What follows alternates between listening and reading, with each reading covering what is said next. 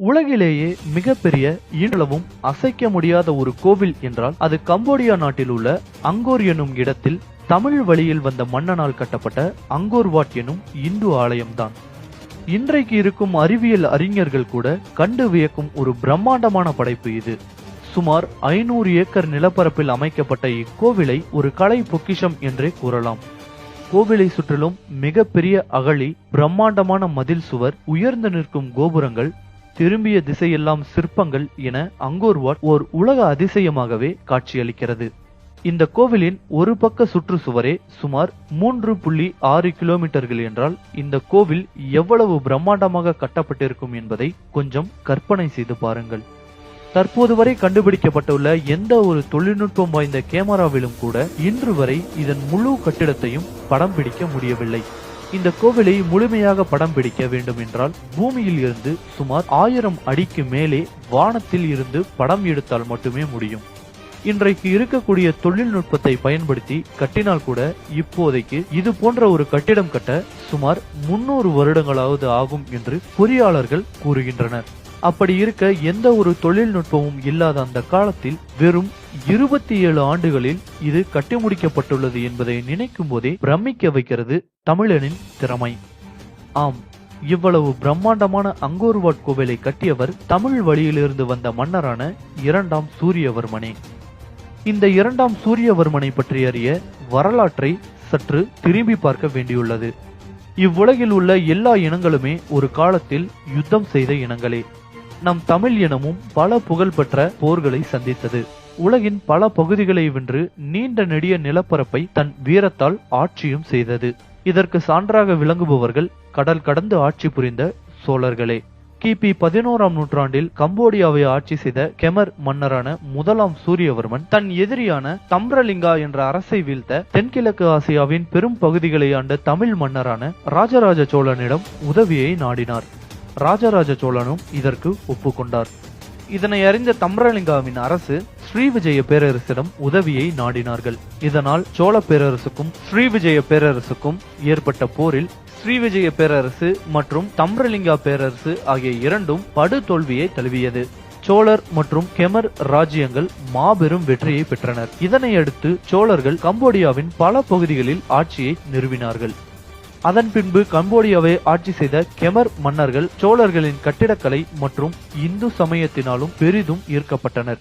இவ்வாறாக கிபி 12ஆம் நூற்றாண்டில் அருண்மொழிவர்மனான ராஜராஜ சோழன் மற்றும் ராஜேந்திர சோழனின் வழித்தோன்றலாக வந்தவரே இந்த 2ஆம் சூரியவர்மன். இக்கோவிலை மேலிருந்து பார்க்கும்போது 3 அடுக்குகளாக தோற்றமளிக்கிறது. முதல் அடுக்கில் உள்ள சுவர்கள் ராமாயணம் மற்றும் மகாபாரத காட்சிகள் சிற்பங்களாக செதுக்கப்பட்டிருக்கின்றன. 2ஆம் அடுக்கின் 4 திசைகளிலும் பெரிய சதுர வடிவ தொட்டிகள் கட்டப்பட்டுள்ளன. 3ஆம் அடுக்கு விண்ணை நோக்கி உயர்ந்துள்ள 5 கோபுரங்களாக காட்சி தருகிறது. மேலும் இக்கோவிலிற்கு 4 பிரம்மாண்டமான நுழைவு வாயில்களும் உள்ளன. கெமர் கொண்டு கட்டப்பட்ட இந்த கோவிலை சிறப்பிக்கும் வகையில் கம்போடிய அரசு கம்போடிய தேசிய கொடியில் இதனை தேசிய சின்னமாக பொறித்துள்ளது இதன் தனிச்சிறப்பு.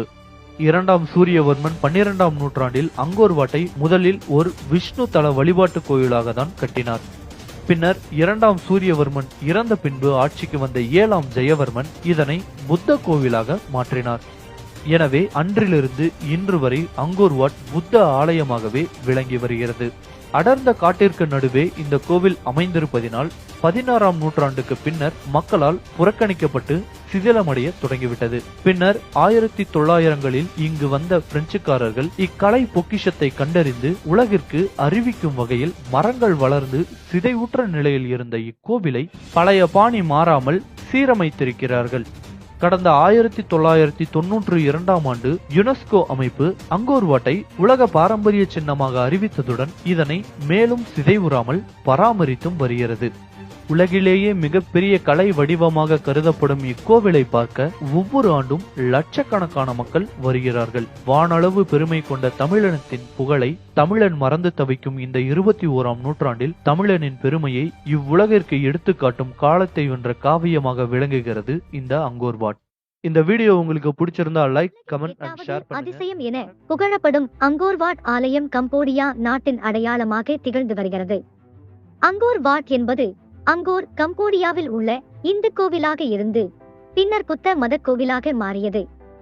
இந்த கோவில் இரண்டாம் சூரியவர்மன் என்பவரால் கிபி 1113 முதல் 1180 12ஆம் நூற்றாண்டின் போது யசோதரபுரத்தில் இப்போதைய அங்கோர் கட்டப்பட்டது.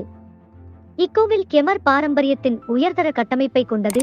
மேலும் கம்போடியா நாட்டின் சின்னமாக அந்நாட்டு கொடியில் இடம்பெற்றுள்ளது. அங்கோர் என்பது நகரத்தையும் வாட் என்பது கோவிலையும் குறிக்கும். இக்கோவில் விஷ்ணுவுக்காக அர்ப்பணிக்கப்பட்டிருந்தாலும் அரசனின் மாநில கோவிலாகவும் தலைநகரமாகவும் செயல்பட்டு வந்தது. இக்கோவிலின் உண்மையான பெயர் தெரியவில்லை. இரண்டாம் சூரியவர்மனின் மறைவுக்கு பின்னரே இக்கோவில் முழுத்தோற்றம் பெற்றது.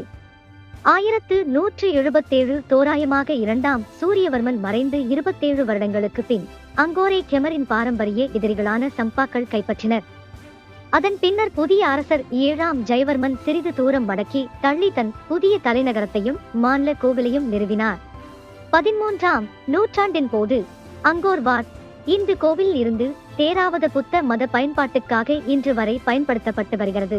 அங்கோர் வாட் கோவில் 162.6 ஹெக்டேர் பரப்பளவில் அமைந்துள்ளது. அங்கோர் வாட் கோவிலின் வெளிச்சுவர் 1300 மீட்டர் நீளத்திலும் 1500 மீட்டர் அகலத்திலும் என ஒரு சதுர கிலோமீட்டர் பரப்பளவில் அமைக்கப்பட்டுள்ளது. முற்றிலும் கற்களால் கட்டப்பட்டு நம் சோழர் கால கோவிலை போல இருந்து அக்கோவில் மேற்கு பார்த்த வண்ணம் இருக்கிறது. கோவிலை சுற்றி 5 கிலோமீட்டர் சுற்றளவுள்ள அகழி உள்ளது. இதன் ஆழம் 13 அடி. பெரிய கோவிலின் அடித்தளத்தை பாதுகாக்கவும் நிலத்தடி நீர் மிகவும் உயரமாகவோ குறைந்தோ போகாமல் பாதுகாக்கவும் இது உதவுகிறது. 53 மில்லியன் கன அடி மணலை தோண்டி எடுத்து பல ஆயிரம் மக்கள் உழைப்பினால் இது தோண்டப்பட்டிருக்கிறது. அகழிக்கு முன்னால் பாதுகாப்பிற்காக சிங்கங்களின் சிலைகள் உள்ளன. 5 தலைநாகமும் அதன் நீளமான உடலும் கைப்பிடிச்சுவராக அமைக்கப்பட்டுள்ளன.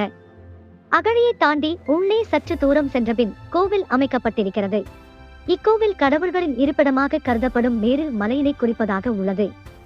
மத்திய கோபுரங்கள் மேரு மலையின் 5 சிகரங்களை குறிக்கின்றது. சுவர்களும் அகழியும் பிற மலைத்தொடர்களையும் கடலையும் குறிக்கின்றது. இக்கோவில் நகரத்தில் இருந்து சிறிது உயர்த்தப்பட்ட ஒரு தளத்தின் மீது அமைந்துள்ளது. 3 சதுர கூடங்கள் மத்திய கோபுரத்துடன் இணைந்துள்ளது. இக்கூடங்களும் கோபுரமும் அரசன் பிரம்மா, சந்திரன் மற்றும் விஷ்ணுவுக்காக அர்ப்பணிக்கப்பட்டுள்ளது என கூறப்படுகிறது.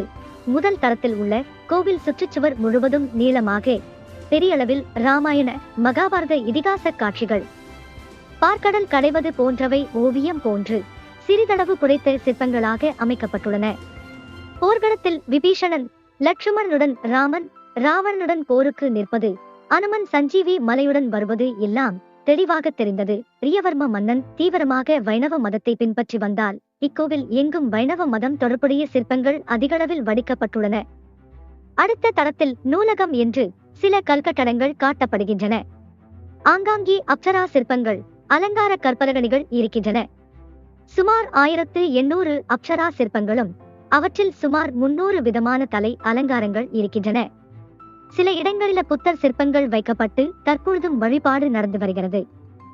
2ஆம் தளத்தை கடந்து நடுப்பகுதிக்கு வந்தால் அங்குதான் 200 அடிக்கு மேல் உயரம் உள்ள நடுக்கோபுரமும் அதை சுற்றி 4 சிறிய கோபுரங்களும் உள்ளன. மேல் தளத்திற்கு செங்குத்தான படிகள் ஏறி செல்ல வேண்டும். இங்கு பெரிய கற்கோபுரத்தின் அடியில் மூலவராக விஷ்ணு 8 கரங்களுடன் இருக்கிறார். காஞ்சி கோவில்களிலும் விஷ்ணுவுக்கு 8 கரங்கள் இருப்பது குறிப்பிடத்தக்கது. விஷ்ணுவின் திசை மேற்கு என்பதால் மேற்கு நோக்கி கோவில் கட்டப்பட்டதாக கூறப்படுகிறது. கோவில் முழுவதும் கற்களை பயன்படுத்தியே கட்டப்பட்டிருக்கிறது. உட்பகுதி லேட்டரைட் எனப்படும் எரிமலை கற்களாலும் மேற்பகுதி செதுக்குவதற்கு வசதியாக மணற்கற்களாலும் கட்டப்பட்டிருக்கிறது. அங்கிருந்து 25 கிலோமீட்டர் தூரத்தில் உள்ள குலன் மலையிலிருந்து நதி வழியாக கற்களை கொண்டு வந்திருக்கிறார்கள். பெரும்பாலான கற்களில் துளைகள் காணப்படுகின்றன. அவற்றில் மரக்கொம்புகள் செருகி தூக்கியோ இழுத்தோ உபயோகித்திருக்கிறார்கள். கற்களை சேர்க்க சாந்தோ மண்ணோ பூசவில்லை. ஒன்றை ஒன்று தேய்த்தே நேர்த்தியாக இடைவெளி இல்லாமல் சேர்த்திருக்கிறார்கள். நவீன கருவிகள் இல்லாமல் உடல் உழைப்பை மட்டுமே பயன்படுத்தி இவ்வாறெல்லாம் செய்தது விந்தைதான். கோவிலின் கூரை பகுதி கோபுர பகுதியில் கற்களை ஒன்றன் மேல் ஒன்றாக அடுக்கி உட்கூடு இருப்பது போல் அமைத்திருக்கிறார்கள். 9ஆம் நூற்றாண்டிலிருந்து 15ஆம் நூற்றாண்டு வரை சிறப்புடன் இந்த பகுதி இருந்து வந்திருக்கிறது. அதன் பின் தாய்லாந்துடன் போர் மற்றும் பல காரணங்களால் தலைநகர் நாம்பென்னிற்கு மாற்றப்பட்டிருக்கிறது. அதன்பின் அங்கோர் வாட் நகரின் முக்கியத்துவம் குறைந்து உள்ளூர் மக்கள் மட்டுமே அறிந்த இடமாக கோவில் மாறியிருக்கிறது. 1900களில் பிரெஞ்சுக்காரர்கள் இக்கலை பொக்கிஷத்தை கண்டறிந்து உலகிற்கு அறிவிக்கும் வரையில் மரங்கள் வளர்ந்து சிதைவுற்ற நிலையில் இருந்திருக்கிறது. பிரெஞ்சுக்காரர்கள் கோவிலை பழைய பாணி மாறாமல் சீரமைத்து இருக்கிறார்கள். வியட்நாம் போரையும் உள்நாட்டு போரையும் தாங்கி கோவில் நிமிர்ந்து நிற்கிறது. இப்பொழுதும் சீரமைக்கும் பணி நடந்து வருகிறது. ஒவ்வொரு ஆண்டும் லட்சக்கணக்கான மக்கள் இப்பிரமாண்டத்தை பார்க்க வருகிறார்கள். காஞ்சிபுரத்தில் இருக்கும் வைகுண்ட பெருமாள் கோவிலுக்கும் கம்போடியா நாட்டில் உள்ள அங்கோர் வாட் கோவிலுக்கும் கால இடைவெளி 300 ஆண்டுகள். வைகுண்ட பெருமாள் கோவில் கட்டப்பட்டு 300 ஆண்டுகளுக்கு பிறகு அங்கோர் வாட் கோவில் கட்டப்பட்டது. அந்த இரு கோவில்களுக்கும் இடையே உள்ள ஆகாசவெளி 500 கிலோமீட்டர் தூரம். ஆனால் இந்த இரு கோவில்களும் அசாத்தியமான பல ஒற்றுமைகளை தாங்கி இருக்கின்றன என்பது வினோதமாக இருக்கிறது. வைகுண்ட பெருமாள் கோவிலை முன்மாதிரியாக கொண்டே அங்கோர் வாட் கோவில் கட்டப்பட்டு இருக்க வேண்டும் என்று நினைப்பதற்கு அவை இடம் தருகின்றன. இரண்டு கோவில்களின் அதிசய ஒற்றுமைகள் என்ன என்பதை பார்க்கலாம். பெரும்பாலான இந்து கோவில்கள் கிழக்கு நோக்கியே கட்டப்படும். ஆனால் விதிவிலக்காக காஞ்சிபுரம் வைகுண்ட பெருமாள் கோவில் மட்டும் மேற்கு திசை நோக்கி அமைக்கப்பட்டு இருக்கிறது. அதே போலவே கம்போடியாவில் உள்ள அங்கோர் வாட் கோவிலும் மிக வித்தியாசமாக மேற்கு நோக்கி இருக்கிறது. இந்து கோவில்களின் கோபுரங்கள் பல அடுக்குகளாக இருந்தாலும் சந்நிதி இருக்கும் இடம் தரைத்தளத்திலேயே காணப்படும். பிரமிட் போன்ற அடுக்குகளில் சந்நிதி பெரும்பாலும் அமைக்கப்படுவது இல்லை. ஆனால் வைகுண்ட பெருமாள் கோவில் 3 அடுக்குகளாக பிரமிட் வடிவில் கட்டப்பட்டு ஒவ்வொரு அடுக்கிலும் விஷ்ணு ஒவ்வொரு கோலத்தில் இருப்பது போல உள்ளது. காஞ்சிபுரம் அருகே உத்திரமேரூரில் உள்ள சுந்தரவரத் பெருமாள் கோவிலும் மதுரை கூடரகர் கோவிலும் 3 அடுக்குகளாக உள்ளன என்பது குறிப்பிடத்தக்கது. வைகுண்ட பெருமாள் கோவில் போலவே அங்கோர் வாட் கோவிலும் 3 அடுக்குகளாக பிரமிட் வடிவில் கட்டப்பட்டு இருக்கிறது. வைகுண்ட பெருமாள் கோவில் என்று இப்போது அழைக்கப்பட்டாலும் இந்த கோவில் பரமேசுவர விண்ணகரம் என்ற பெயரை கொண்டே விளங்கியது. அதாவது விஷ்ணுவின் நகரம் என்று இதை கொள்ளலாம். அங்கோர் வாட் என்று அழைக்கப்படும் கோவிலின் ஆதி கால பெயர் விஷ்ணுலோக் என்பதாகும். விஷ்ணுவின் உலகம் என்பதை குறிப்பதற்காக இந்த பெயர் வைக்கப்பட்டது. விஷ்ணுவுக்காக அமைக்கப்பட்ட இரு கோவில்களும் ஏறக்குறைய ஒரே மாதிரியான பெயரை தாங்கி இருப்பது நோக்கத்தக்கது. தமிழகத்தில் இருக்கும் பெரும்பாலான கோவில்களின் உள்பகுதியில் சன்னதியை சுற்றி அகழி அமைக்கப்படுவது இல்லை. ஆனால் வைகுண்ட பெருமாள் கோவிலின் சன்னதியை சுற்றிலும் 3 அடி ஆழத்துக்கு அகழி காணப்படுகிறது.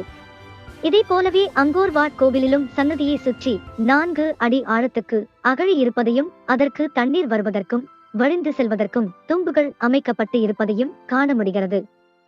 பார்க்கடலில் அமிர்தம் எடுப்பதற்காக தேவர்களும் அசுரர்களும் சமுத்திரத்தை கடந்தார்கள் என்ற புராண செய்தி தமிழகத்தில் அதிகம் பேசப்பட்டாலும் அந்த காட்சி பெரும்பாலான தமிழக கோவில்களில் சிற்பமாக இடம்பெறுவது இல்லை. அந்த காட்சி வைகுண்ட பெருமாள் கோவிலில் சிற்பமாக காணப்படுகிறது. அதே போலவே அங்கோர் வாட் கோவிலிலும் பார்க்கடல் கடையப்படும் காட்சி சிற்பமாக செதுக்கப்பட்டுள்ளது. ஒரு சில தமிழக கோவில்களில் வரலாற்று சம்பவம் கல்வெட்டாக எழுத்தில் காணப்படும். ஆனால் அதற்கான காட்சிகள் சிற்ப வடிவில் இருப்பது இல்லை.